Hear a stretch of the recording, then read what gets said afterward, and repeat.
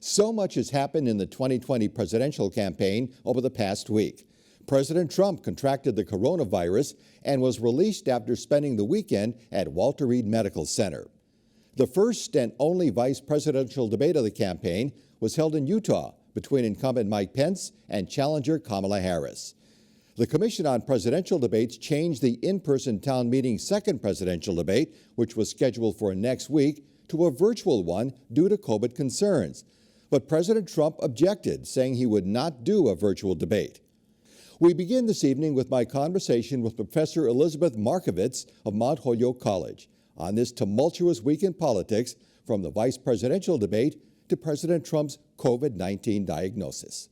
I think, like most people, I have both a personal reaction and then, in addition, I have a professional reaction. So I'll stick to that. I mean, personally, I'm overwhelmed, as I think many people are, with all the rapid changes that we're undergoing. I think, one of the things I study is rhetoric, political rhetoric. And I think, from that perspective, it's been really fascinating. You can look at the first presidential debate, the vice presidential debate, and now this, what will be maybe Joe Biden's town hall instead of a second presidential debate, and look at the kinds of language being used in the way the different campaigns are framing what they're offering to voters. At this point, there's a question of how many undecided voters are there actually, and will those people who say they're undecided actually turn into voters?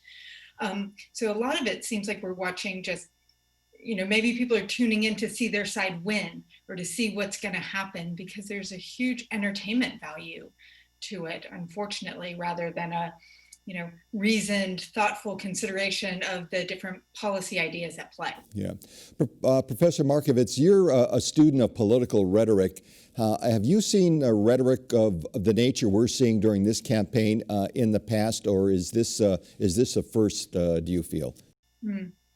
Maybe it's an extreme version of it. So one of the things that I study is ancient Greek political theory, and that's where a lot of the thinking about rhetoric comes from. And what strikes me is the way in which Trump has taken a version of what we call political realism.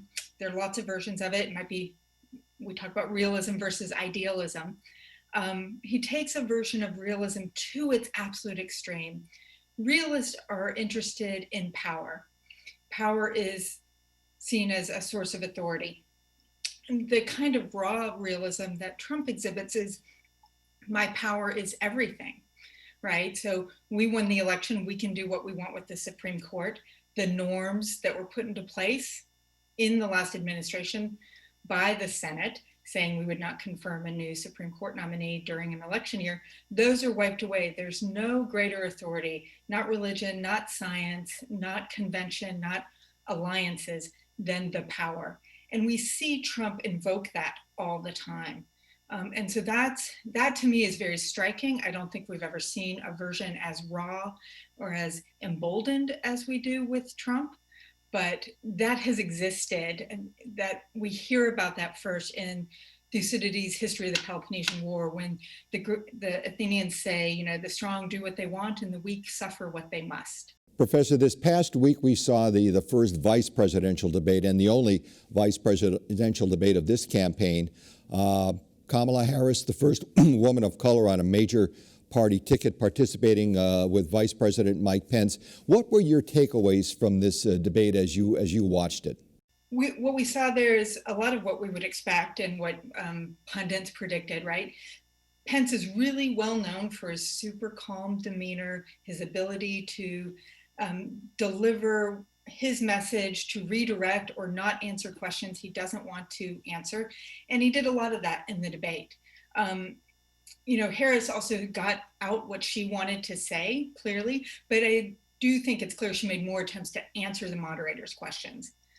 One thing I noticed was the way Pence kept saying, you're entitled to your opinion, but not your own facts. He said that repeatedly. That's the kind of invocation of the truth. It's really interesting to me, given the Trump's administration's pretty well documented use of untruths and omissions and lies.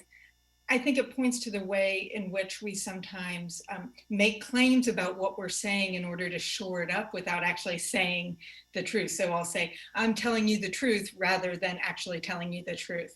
So that struck out to me. I also think, as many commentators have noted, the ways in which Senator Harris really had to navigate a tricky terrain, given her identity as the first woman of color on this ticket, of navigating certain gendered and racialized expectations about who gets to interrupt people, who gets to display anger, who gets to be stern or frustrated. I think she did a really good job about that, but we do see, I was looking at a focus group by Frank Luntz, which was 9 of the 13 members of the focus group were men, and they judged her very harshly that she was abrasive and snarky. Those things are not surprising given those gendered aspects. Professor, as we talk about ratcheting up political rhetoric in this campaign, in the wake of that vice presidential debate, President Trump has come out and publicly called Kamala Harris a monster, a liar, a communist, unlikable.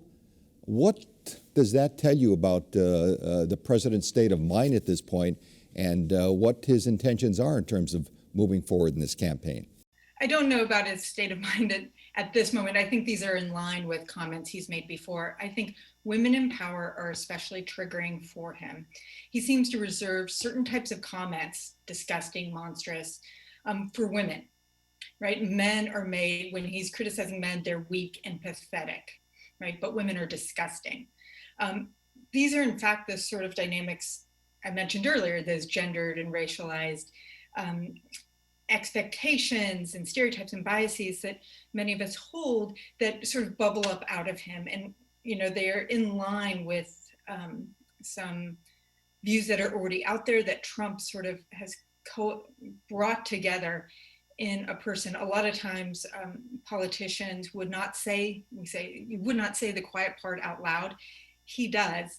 Usually over Twitter, and so those comments weren't very surprising. I do think it's unfortunate for the state of political discourse in this country, though, obviously. Well, right now, as we all know, the election is less than a month away. Wanted to get your feelings, your predictions on what can we expect from this point on until November 3rd during the general election. Do you think this rhetoric is just going to continue to escalate? And if so, how much? Mm-hmm. I don't think that it sways people. I think there are probably advisors to the president worried that it's alienating people to continue. I think it energizes some of his base.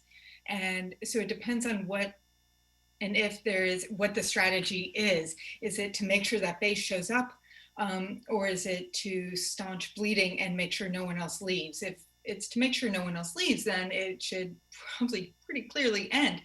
But it's also unclear that anyone in the White House can have authority over Trump, going back to that pillar of Trumpism, personal power, right? It's what Trump says goes. He is the party, as he said at the GOP convention. And so I don't think that there's any reining him in. And he seems, as the campaign's going less and less well, it seems to be ratcheting up. So I'm very uneasy about the state of political discourse over the next month. I'm not sure it'll get better given the outlook for Trump. But as we found in 2016, everything is surprising almost all the time. So from 2016 to now. So I'm out of the business of making predictions.